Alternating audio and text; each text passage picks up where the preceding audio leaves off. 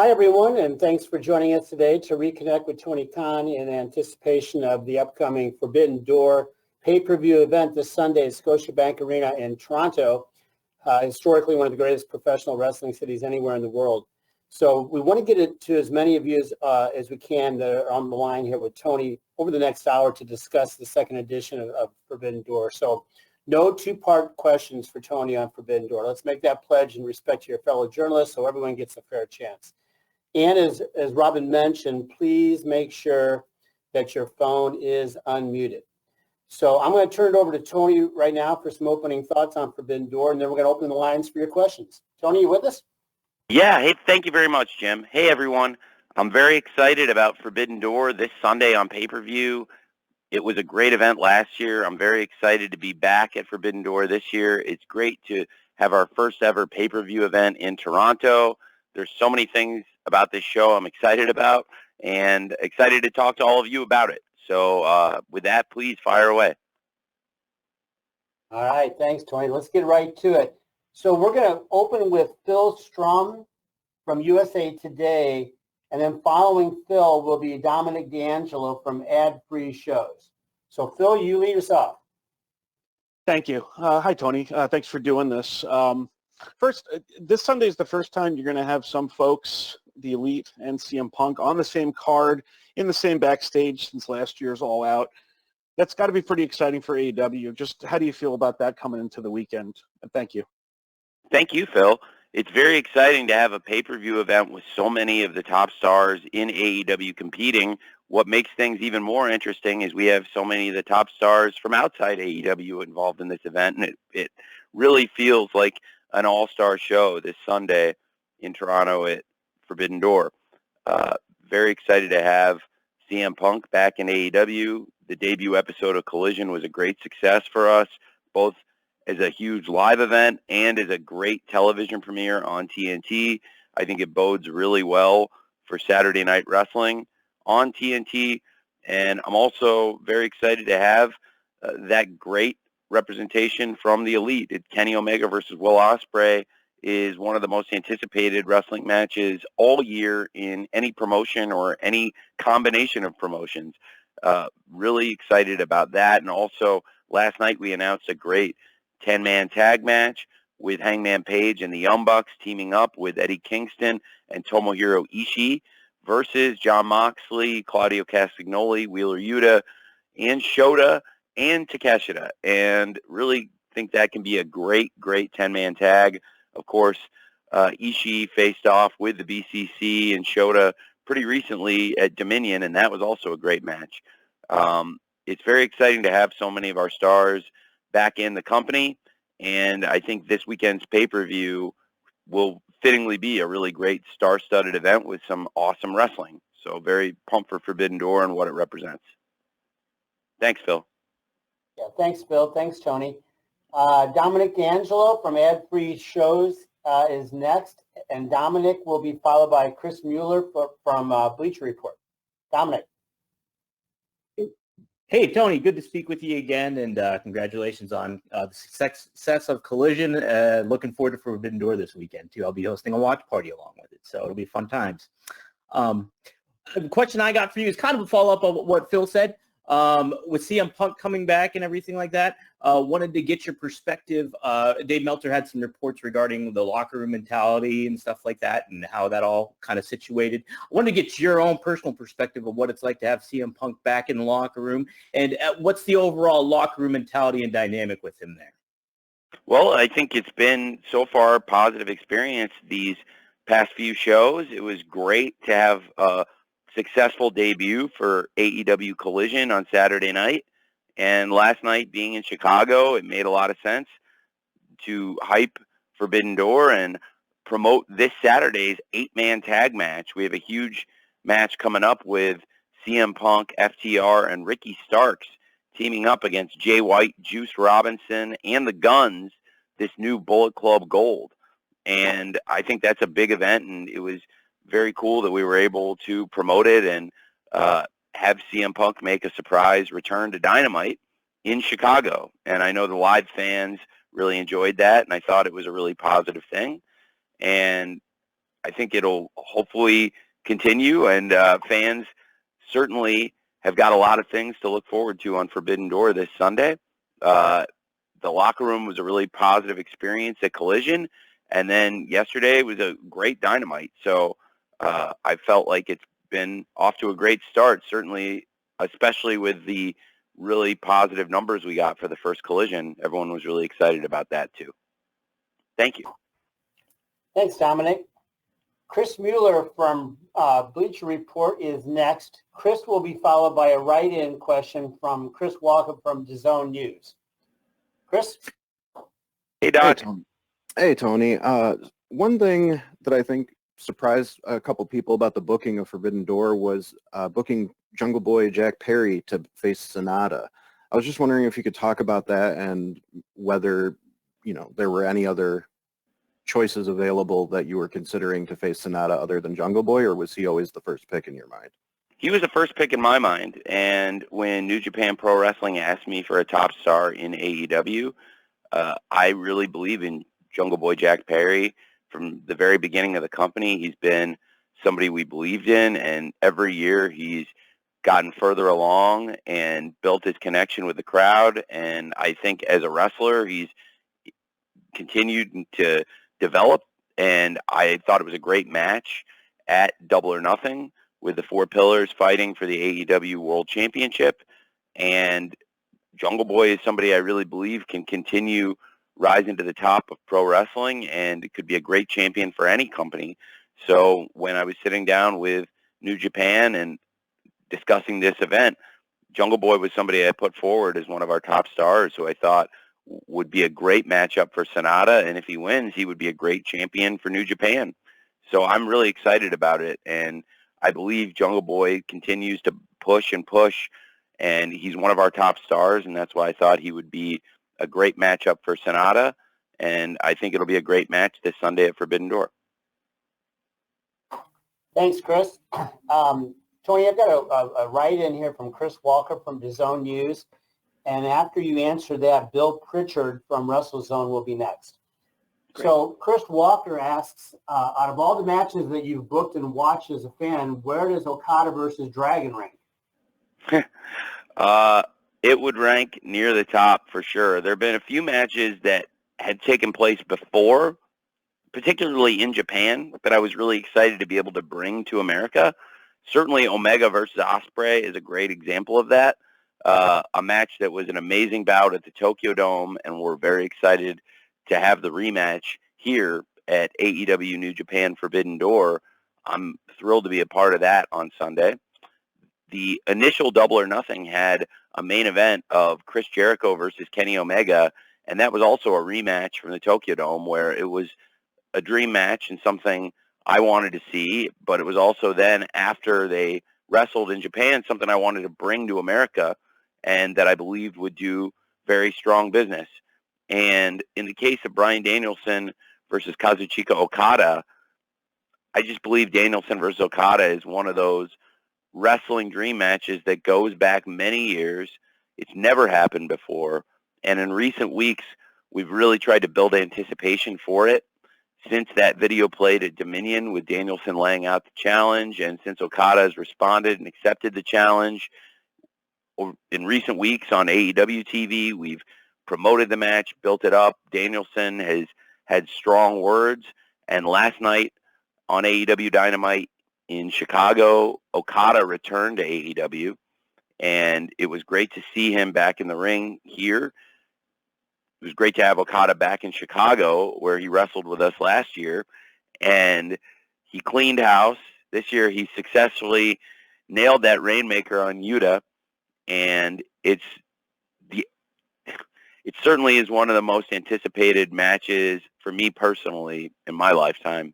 And I believe for a lot of fans, that match this Sunday, Okada versus Danielson, is one of the true dream matches in wrestling, and I believe it ranks certainly near the top for me in the most anticipated matches of my career and of my lifetime as a wrestling fan.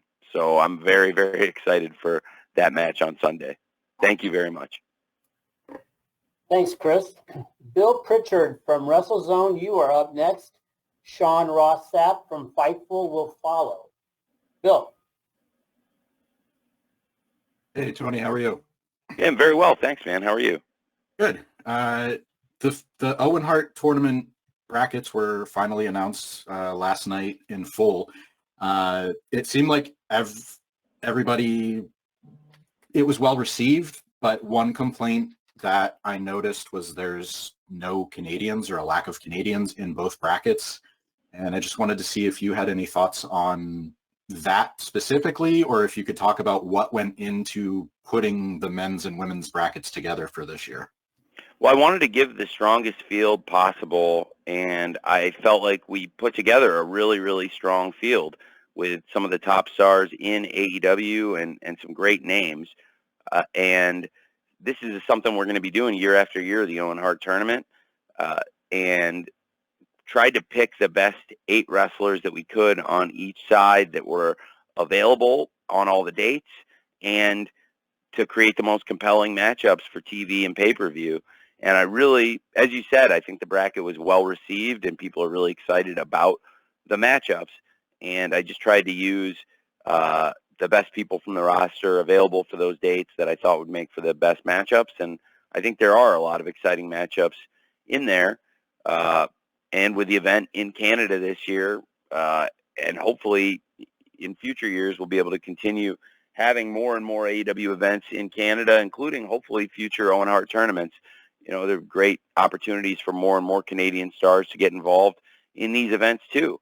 And as it stands right now, there's great international representation in the tournament. And I think both the men's tournament and the women's tournament are going to be excellent events. And I'm very excited for them, culminating in Calgary. And of course, both tournaments kicking off this week with the women's tournament opening up in Chicago with Sky Blue in her hometown taking on Anna Jay tomorrow night on Friday Night Rampage, and then the tournament continuing through the weekend into Canada, and the men's tournament starting in Canada with the very highly anticipated Punk versus Kojima match, which is another match I have always wanted to see, and I'm very much looking forward to this Sunday on pay-per-view.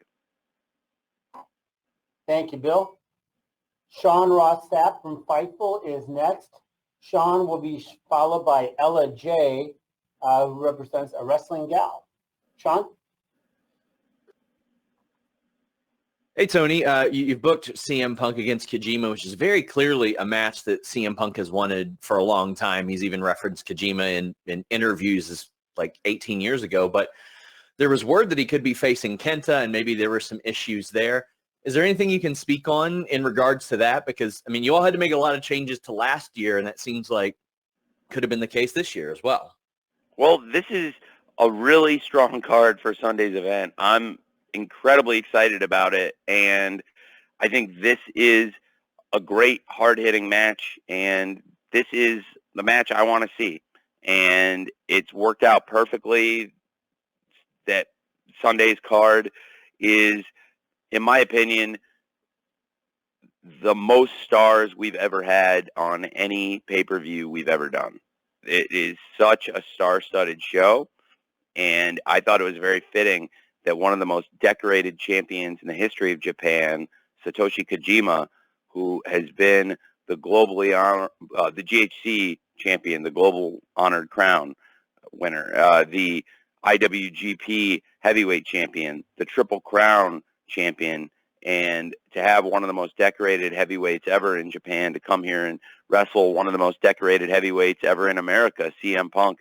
It's a huge matchup, and I think it's very fitting that it's in this great Owen Hart tournament field where we have so many great matchups lined up. And I thought it was a great match to kick off the tournament, and I'm really excited about it. And I think Kojima, for us, is an amazing get, and somebody I was really excited to have in. He was involved in the biggest pay-per-view we ever had, All Out 2021, which is the most successful non-WWE wrestling event on pay-per-view since the 90s. And he was a great part of that event. He had a great match with Jon Moxley, and I loved working with Kojima, and he was somebody I really wanted to bring back to this event. So I was very excited about it. And for me personally, Kojima versus Punk is a match I've always wanted to see. I think they both always wanted to wrestle each other. So it's a great, great match for us on the card. And as for anybody else that was allegedly going to be involved or allegedly rumored, I really can't comment to that. But I would say that as it stands, I think this is our best card, our best iteration of a card. And I feel like it's a stacked show with the most star power we've ever presented this Sunday on pay-per-view. Thanks, man. Sean. Ella J, a wrestling gal, is next, and we will follow Ella with a write-in from Zach Hadorn from PW Torch. Ella? Hi, Tony. How are you? Hey, I'm very well, Ella. How are you? Pretty good. I'm obviously excited for Forbidden Door this weekend. It's a huge show with AEW and New Japan, but I know a lot of people were hoping to see maybe some talent from New Japan's sister company of Stardom. So I was wondering if AEW had any consideration to include talent from Stardom, and if so, kind of did you have your eye on any certain talent to possibly include from their roster? It's a great question, Ella. Actually, when we lined up the event, I learned that Stardom had scheduled an event the same day as Forbidden Door. So a lot of their talent would not be available. It is sometimes an issue in the promotion of this event that there are other events happening in Japan at the same time. And I can only imagine how challenging that is because we have our TV over here. So certainly when our wrestlers have had to go to Japan, we miss them. And I know that that can be hard. For example, Wheeler Yuta was in the Super Junior last year, and Eddie Kingston going to the G1 this year. So it can be challenging at times when you lose great wrestlers for an extended period of time. We've sent Willow to participate in New Japan shows, but most of the stuff Willow has done with New Japan has been in America.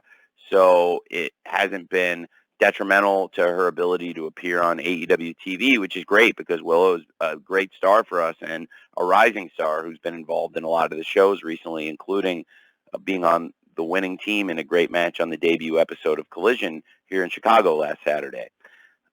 So with Stardom having their own event scheduled the same day as Forbidden Door, they found it very challenging to have participation in this show, and I completely understand that as a promoter. And in the future, I would like to work with Stardom more, and hopefully if the logistics and the scheduling work out, I think there are more things we could do. And through our shared friends and partners at New Japan Pro Wrestling, I do understand there is interest from Stardom in working together.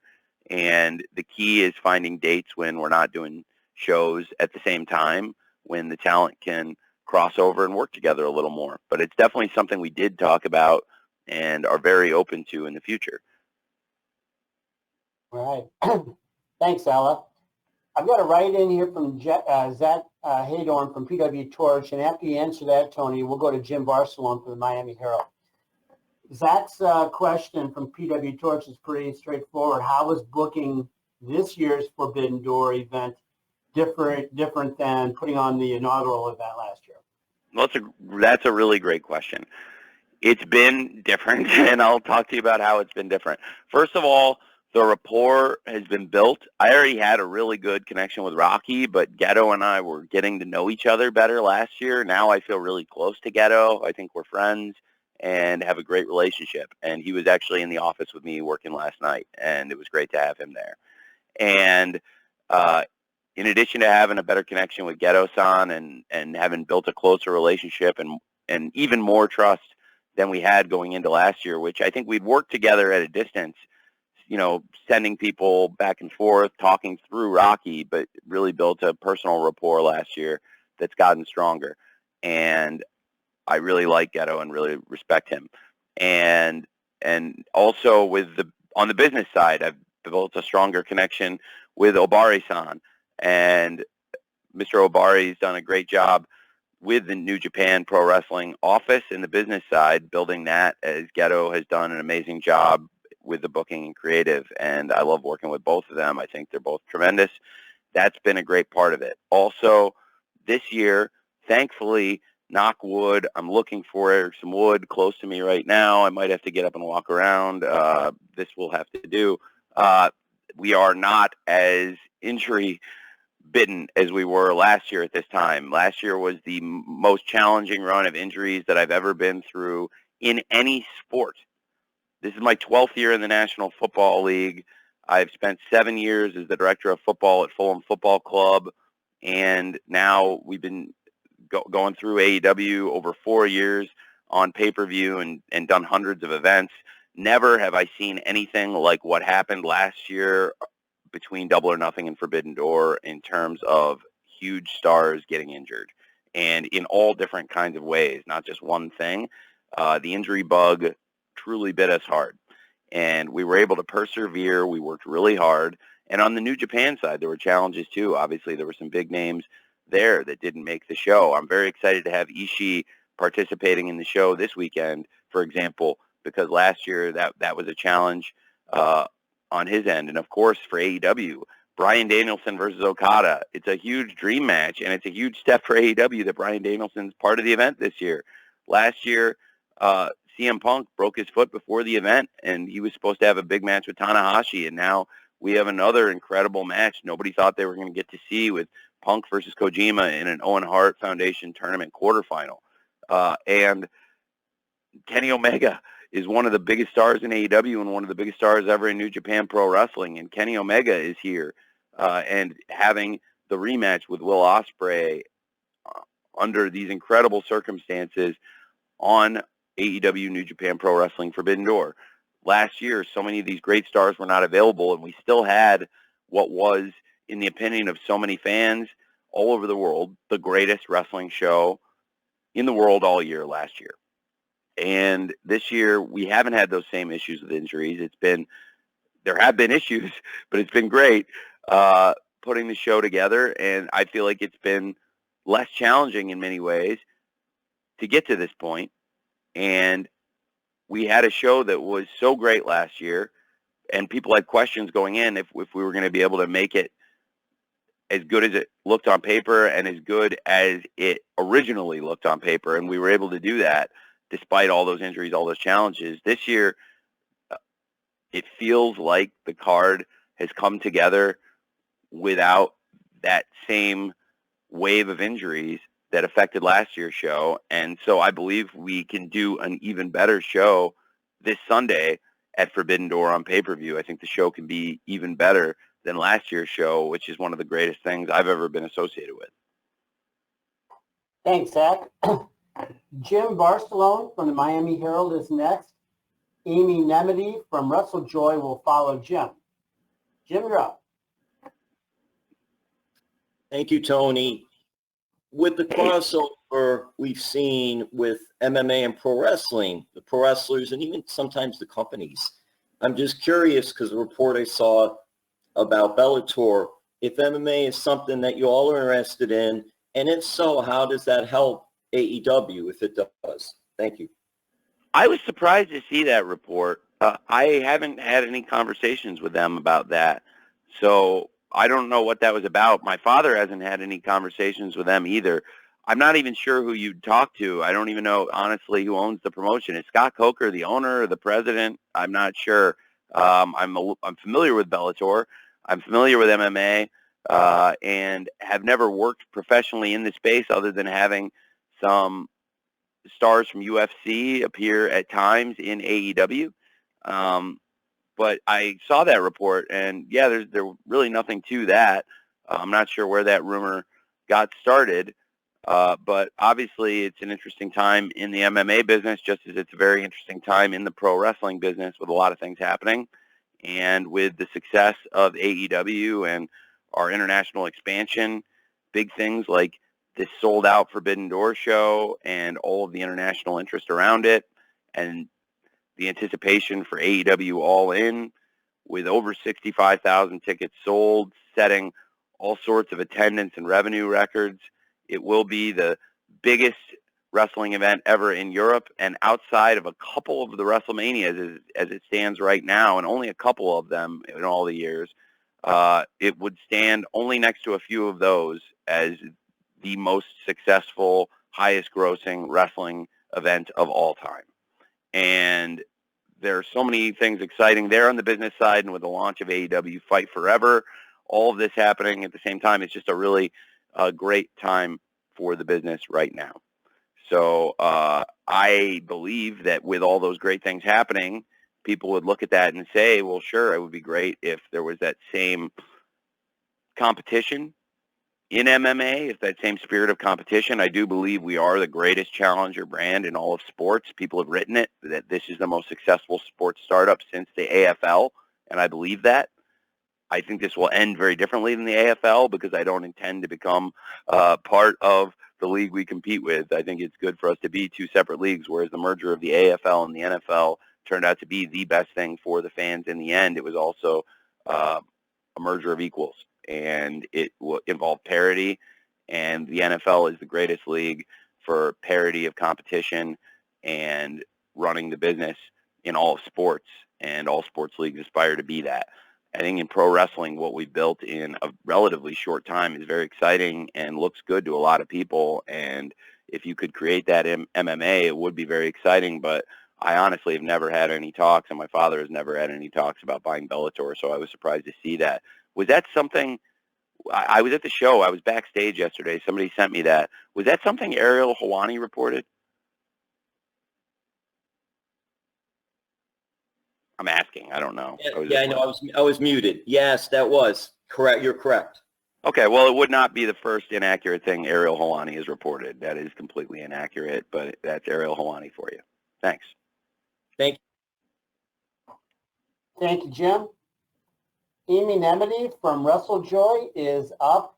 Amy will be followed by Stephanie Chase from Digital Spy. Amy. Hi, Tony. Congratulations on what is a very exciting card for Forbidden Door. Thank you. With so many people on this card, you've talked about all of the star power that you have. I really want to focus on the BCC versus the Young Bucks, Hangman Page, Ishii, and Eddie Kingston. With the BCC, we have Moxley, Claudio, Wheeler Yuta, Takeshita, and the evil Don Callis, and Shota Umino. You have a very compelling story with the Elite and BCC, but in this match, you also have a mix of people with very different goals. Eddie Kingston and Jon Moxley both faced the Young Bucks at Double or Nothing 21, and Ishii has never fought with them in New Japan, only against them as a part of the faction Chaos. Can you talk about bringing this match together with people from different backgrounds who may not even get along necessarily, but have the same goal in taking down the BCC, or in Kingston's case, just Claudio? Thank you. Well, thank you very much. I think it's a very exciting match. There are some really fascinating dynamics at play.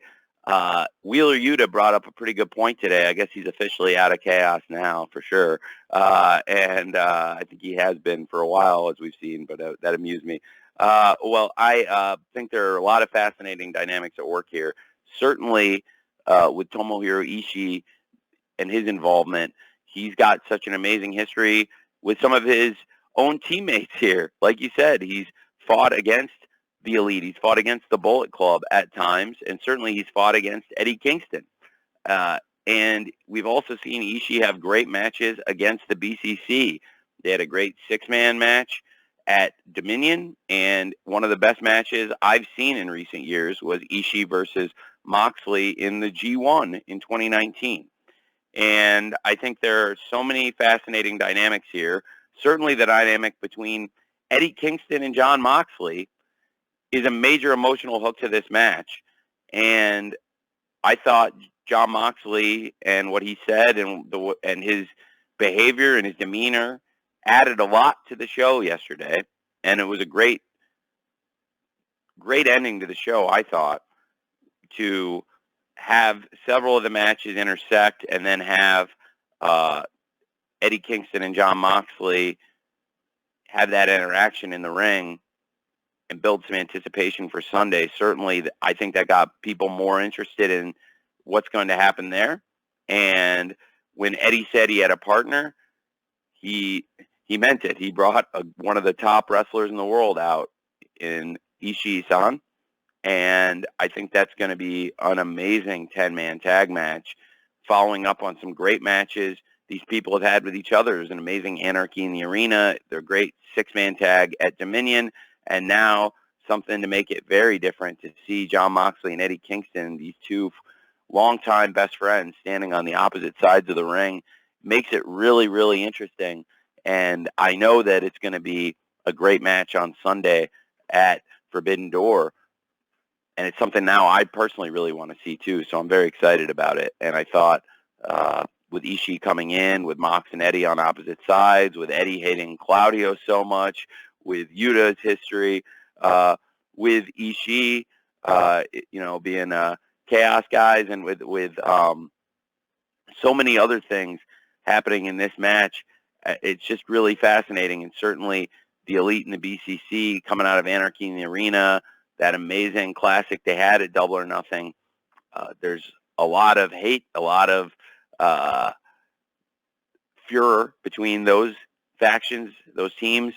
And now I think even more interest in this match with Eddie Kingston and Ishii being involved, as well as Shota stepping in with his mentor, Jon Moxley. And great to have Takeshita involved in this match too, after he really betrayed the mentorship he got from the Elite. So I think there's a lot of interesting dynamics, and hopefully it'll be a great match on Sunday at Forbidden Door. Thank you. Thank you very much, Amy. Stephanie Chase from Digital Spy is next, and I'm going to follow Stephanie with a write-in question from Will Gray from Botch Spots and Chair Shots. Stephanie. Hi, Tony. How are you? Hey, I'm very well. How are you? I'm great, thanks. So, Tony, you're always juggling a lot, booking-wise. And we've heard that Bryan Danielson, Jericho have some involvement in booking and creative, as well as CM Punk on Collision. So I was wondering, with the women's roster growing, we've got like Willow, who we'll see on Sunday, Sky Blue, and more young talent. Are there any women taking a role backstage in helping with booking and creative of the women's division, and just making sure that there's female perspectives heard when working on like characters, directions, and storylines for the women's roster? Yeah, Madison Rayne and Sarah Stock both are very involved in the coaching and producing of matches. I have a lot of people who come in and make suggestions and bring ideas, including all the people you just named, and there are several others. So in addition to some people you named, certainly Sarah Stock and Madison Rayne, in addition to some other people like QT Marshall and Pat Buck, Sanjay Dutt, Jerry Lynn, Dean Malenko, and many others that have had involvement. But certainly Sarah has added a lot while she's been with us, and Madison has been here a bit longer, and Madison is tremendous. And she had been out of wrestling with an injury, but she's still backstage with us dealing with a foot injury she had in a match a couple months ago, and excited to get her back in the ring at some point. But she is tremendously useful backstage, and great to get their perspective on the women's division. We have a great team of people, and I love to get the perspective of everybody I can backstage, including wrestlers. So that might mean, if it's the women's division, talking to a lot of the top women in the company and getting their perspective on matches, people they want to wrestle, ideas they might have. And I'm trying to utilize everybody's stuff. And when it comes to all these shows, whether it's Dynamite, Rampage, Collision, or our pay-per-view events, at the end of the day, there's one final say and one person who puts the card together, and it's me. I'm a big paperwork guy. And so by being a big paperwork and organization guy, I find myself in the middle of everything. So I'm not just like a big picture guy. I also do all the paperwork and put all the shows together. So every idea has to go through me at the end of the day. So a lot of the top women in the company, wrestlers, are also very creative people. So I love getting ideas from people like Ruby Soho, Tony Storm, Britt Baker, Jamie Hayter, a number of others. Jade has had great ideas at times, and great to have Chris Statlander back in the company. I love working with the wrestlers personally, hands-on, and then also we have great coaches, men and women, that will talk to them, get their ideas, and we try to organize things, and then I put everything into one format to get us all on the same page, literally. Thanks. Thank you, Stephanie. So, Tony, I've got a write-in question here from Will Gray from Botch Spots and Chair Shots. And after you answer Will, Dave Meltzer from the Wrestling Observer will follow. Will's question is, with successful relationships in the past and the success of Forbidden Door, are there plans to open that door to other companies outside of New Japan Pro Wrestling in the near future? Well, it's a great. So let me make sure I got. Can you read that right in one more time, Jim, just to make sure I didn't misunderstand? Sorry. Yeah, no worries. With the successful relationships that you've had in the past and the success of Forbidden Door, are there plans, given all that, to open that door a little bit wider, possibly to other companies outside of New Japan Pro Wrestling in the near future? It's a great question. I think the relationship we have with New Japan is very strong, pun intended, and it's something we're going to continue. We have other strong relationships with other wrestling promotions, but nothing quite like what we do with New Japan Pro Wrestling and the depth of it. And I think there's a lot of common ground we share, and it's become a great relationship. And it wasn't a great relationship to start, and I think that's part of what makes it so cool that it's become so strong. For the wrestling fans, I think it would be great if we get involved and work with more promotions. Something I would love to do is get more involved in Lucha Libre. I don't think it's any secret. I love Lucha, and I love bringing in the top luchadors. I had a really funny conversation the other night. Where were we? Was that in might have been after the San Diego show. And I was talking to a lot of the lucha stars and a lot of the best luchadors in the world, honestly. And we were all just sitting around talking after a show.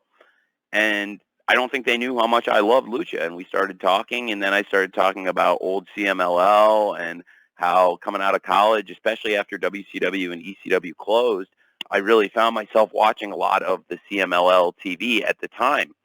And I thought it was a great run of wrestling. It's funny. I mean, the Jungle Boy theme was at one point, the song is called Tarzan Boy. Well, there was a wrestler, Tarzan Boy, who teamed with Ultimo Guerrero and Rey Bucanero, and that was a pretty similar entrance, I'll have to admit. And there were a lot of other things I was inspired by at the time. It's kind of cool. Mystico is back in CMLL now. I thought Mystico was great at the time. And, Shocker and Dr. Wagner, so many great things. I was a really, really big fan, though, of Rey Bucanero and Ultimo Guerrero in particular. And I love talking to the luchadors about the current lucha and the old lucha. I think we have some of the best luchadors in the world in AEW now, but more of the luchadors in AEW now are from AAA. And I really like Conan. And we don't always agree on everything wrestling-wise, but as a person, Carlos is a really good guy, and I like him. And I like working with a lot of the luchadors that he has promoted, and some of them are people he's discovered. And we've had a great group of people that have come through here. And I think a lot of our American and international wrestlers from outside of Mexico also are great at working that style. So I do love working with Lucha Libre also. But one thing that's challenging is there's two major promotions, and we sit in a pretty interesting place where New Japan is partners with CMLL, but I work pretty closely at times with AAA and bring in a lot of those wrestlers. And that at times can present challenges in promoting events. But if there was a way to get all of the top lucha stars on the same page, and if we could have more involvement there, I would love that. But also, I don't want to get in the middle of other people's promotional battles, because I know that can be challenging. And to be fair, other people have gotten in the middle of mine at times. So I do love lucha, so I think that would be something interesting there. Of course, I do think, in addition to working with New Japan, there have been conversations about if we could do things with Stardom, which I think would be really exciting. And we have a great women's roster in AEW and a great women's roster that I control in Ring of Honor as the booker there too. So I would really love to have more involvement with Stardom, more involvement with lucha promotions. I think there are no partnerships in wrestling as strong as the partnership between AEW and New Japan Pro Wrestling, though, and I think that's part of what makes Forbidden Door such a unique event. I think that's part of why this card is going to be so great on Sunday for this Forbidden Door pay-per-view. But I would love to work with other promotions and create other great events too. And I think those are some of the great opportunities out there if we were to ever try to create other strong partnerships, so to speak. Thank you. Thanks, Will. Dave Meltzer from the Wrestling Observer is next. Dave will be followed by Stu Myrick from The Horn, 104.9 in Austin. Dave.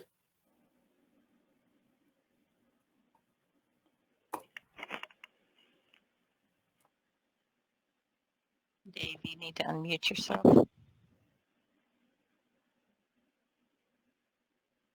Okay, can you hear me? Hey, yeah, I can now. Hey, Dave. Okay, hey, how you doing, Tony?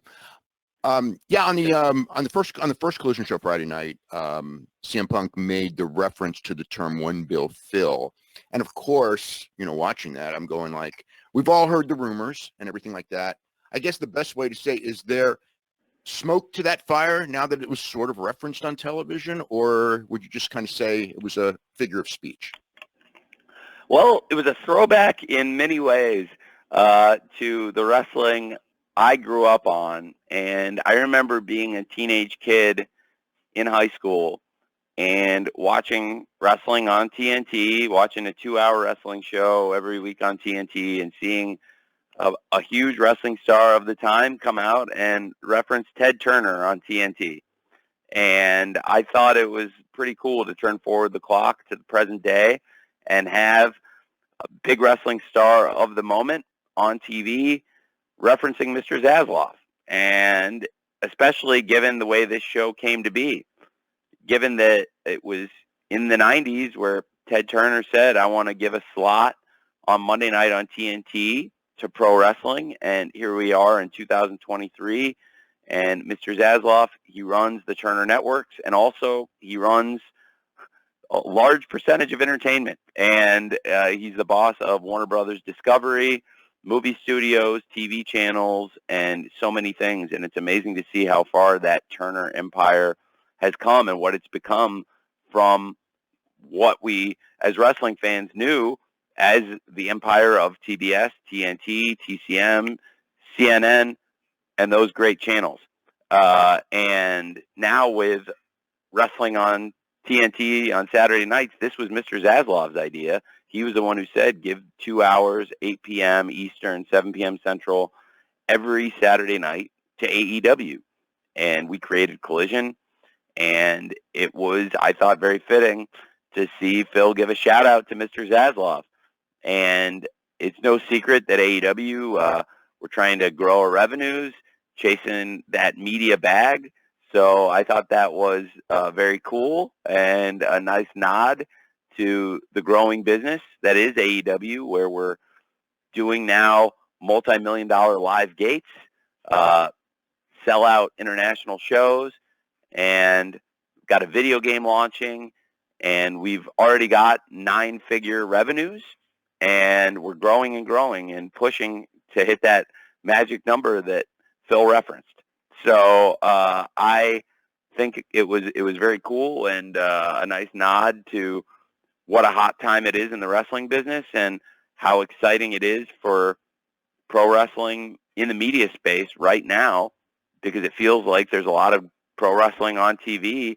And for a fan, especially, well, for all fans, I was about to say one specific age group of fans, but I'm not going to do that. Instead, I'll take it across all age groups, because I think it's whether you were there 20-something years ago and had all this wrestling on TV and knew what it was like to have wrestling almost every night on TV and be able to find it whenever you wanted, because it wasn't like that for a long time for a lot of us. And it feels like it is again now, where there's a lot of wrestling on TV, and that's because of the fans, because fans are supporting it and making wrestling good business again for the TV networks.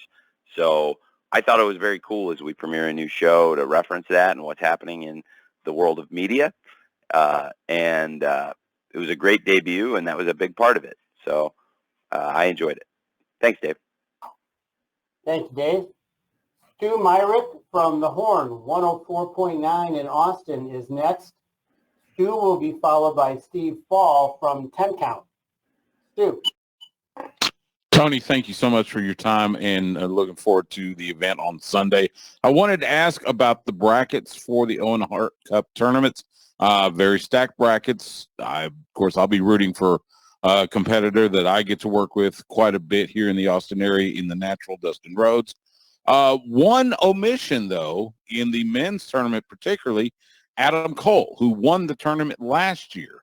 I do see Britt Baker in the women's tournament, and of course she won last year, so she gets to defend the cup on her side. But what was the reasoning behind Adam Cole not being in the tournament? Is it because he may be involved in the world title picture with MJF, or just talk about that for a moment?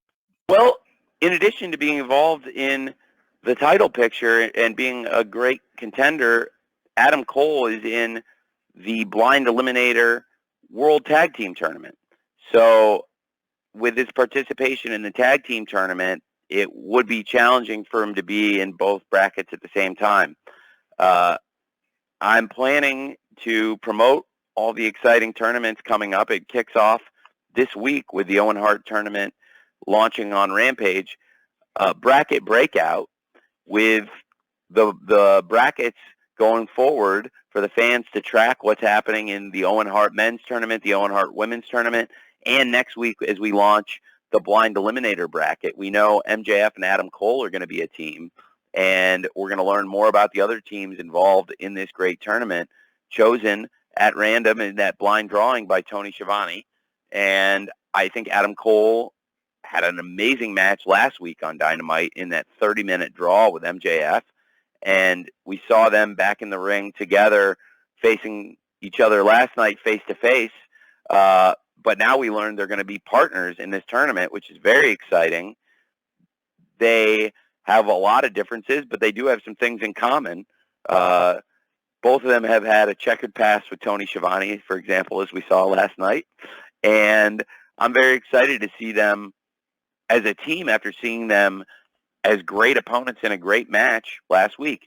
So Adam Cole was a great winner for the Owen Hart Cup Foundation tournament, and I'm very excited to have him participating now in this tag team tournament.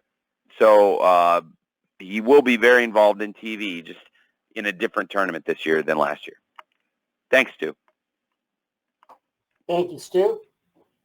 Steve Fall from 10 Count. You are next.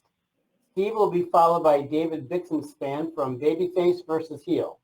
Steve. Hey, Tony, very excited about the show this weekend. I'll be there live enjoying the event. But Darby Allin, Sting, a tag team partner, and of course, once a to-be-determined announcement is there, everyone online starts throwing out names. I've asked you before about this, but I'll ask again. Have you spoken to Goldberg about coming into AEW, being involved, maybe not even Forbidden Door, just being involved with AEW?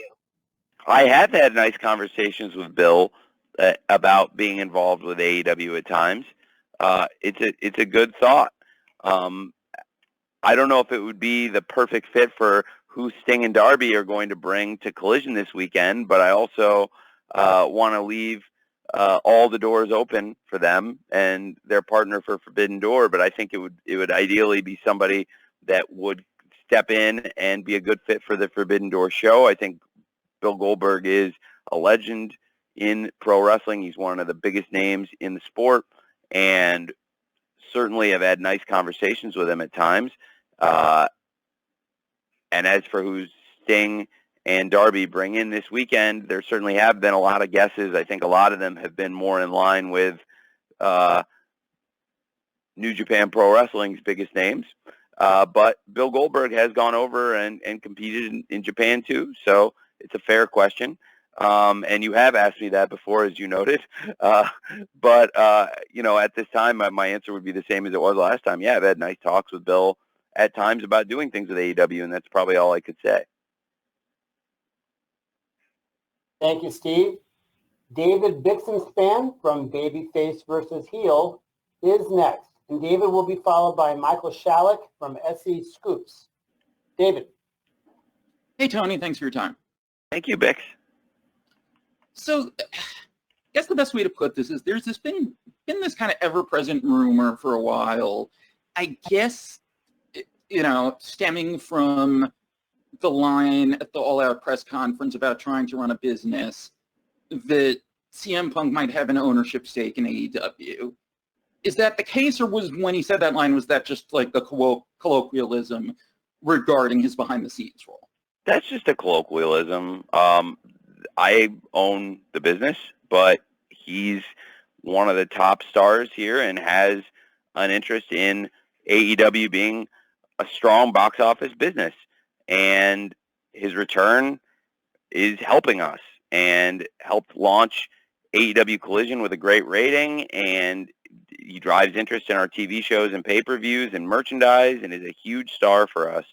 So he's definitely interested in the bottom line being strong, and he wants the company to do well.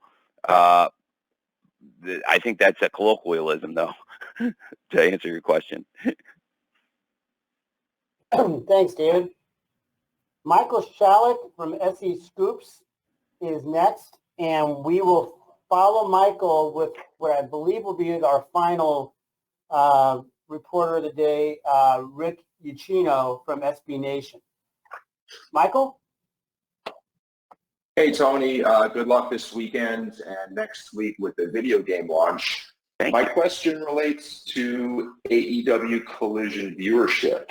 So the show started off great with, I think it was 816,000 viewers for the premiere episode. Has Warner Brothers expressed what level of viewership they're looking at to consider the show a success? Is it simply a matter of doing better viewership than what was airing previously in that time slot, or is there like a range that they would really be happy with? Well, I know that this was considered a very successful debut. I'm not sure exactly what the specific number projection is week to week, but I know that for the debut, we beat estimations. It was a very successful debut for AEW Saturday Night Collision on TNT. And going forward, I don't know what the exact number that would be considered the projection week to week. I do know that certainly past performance of the time slot would be a good comp.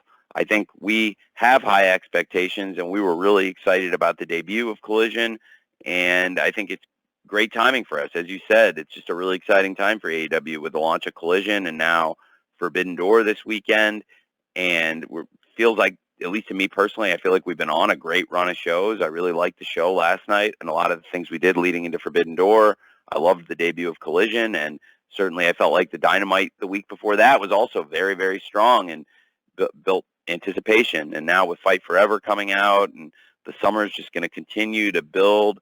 We have so many shows I'm looking forward to, and then, of course, All In London at Wembley Stadium. So many big things happening. So for me, yeah, it feels like there are a lot of great things, and that number was considered a big success. Going forward, I would say we just want to do the best we can every week. I don't know exactly what the right number you'd consider a success would be, but like you said, I think it was looking at past performances of that time slot. You know, you'd see we've done very well with our launch, and I hope to continue doing good numbers on Saturday nights on TNT for Collision. Thank you. Thanks, Michael. Okay, so Rick Ucchino from SB Nation, you're our go-home reporter. So you're up, Rick. All right, well, no pressure on me. Tony, thank you so much for getting one more in here for me, and sure, really appreciate your time. Obviously, there's been a couple of big returns in the last few weeks. First, Chris Statlander, shocking the world, defeating Jay Cargill. And now CM Punk has come back, both coming back from major injuries, and both of them really kind of just diving into the deep end. Chris had 5 matches within her first 8 days. CM Punk is going to have 3 matches and hit every major show within his first 8 days.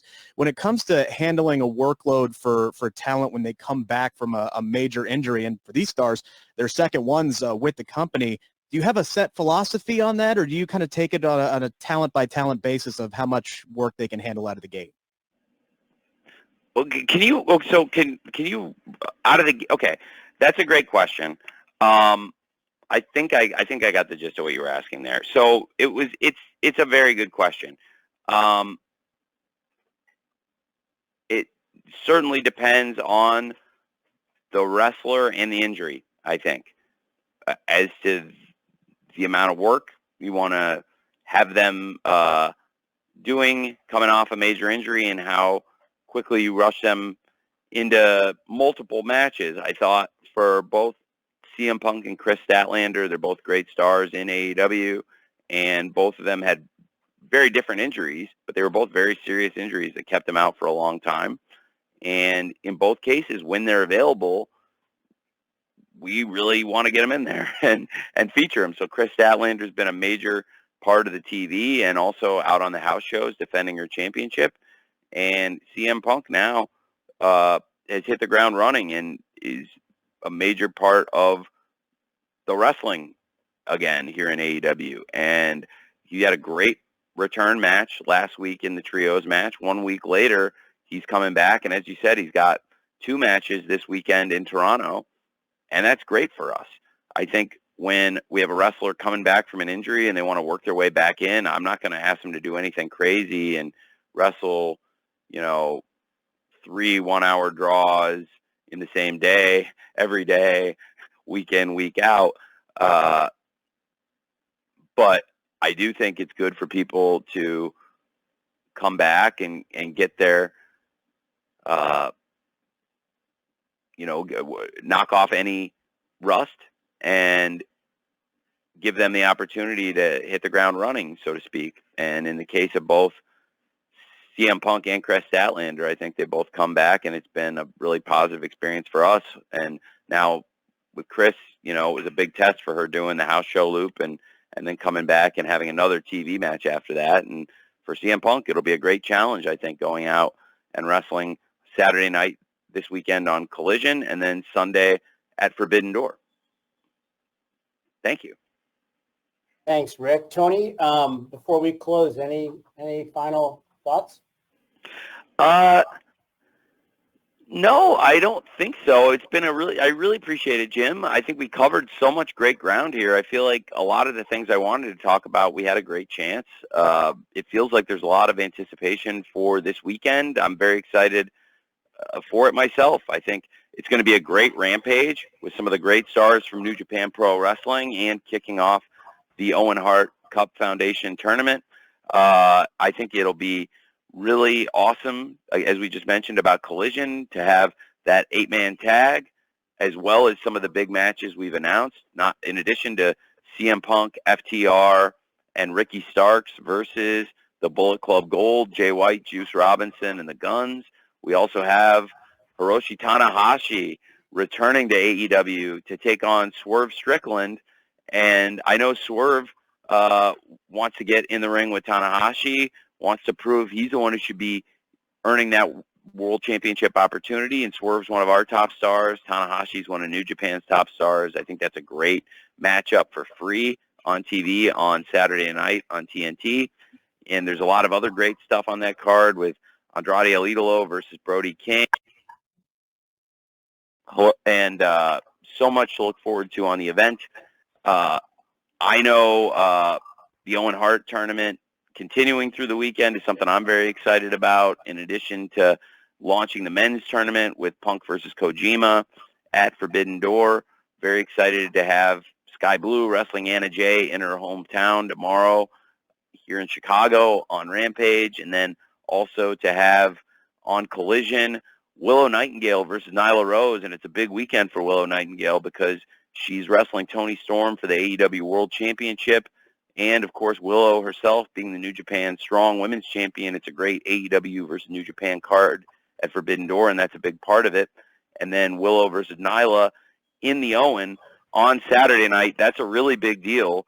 And then for the tournament to continue with Athena versus Billy Starks at the 0 hour, it's going to be awesome weekend of wrestling in the Owen Hart Foundation tournament, and I think an awesome weekend of wrestling across Rampage, Collision, and Forbidden Door.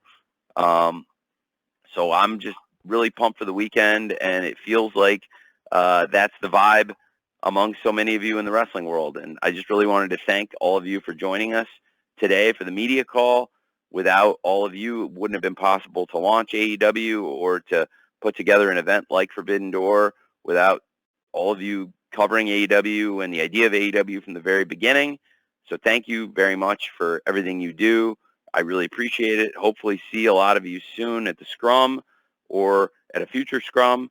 And if you didn't get your question answered today, I'm sorry. And hopefully I'll see you at a Scrum or get a chance to talk to you there, because I really do try when people come in live for the pay-per-views and travel. I want to answer every question we can there. And I would love to have answered every question today.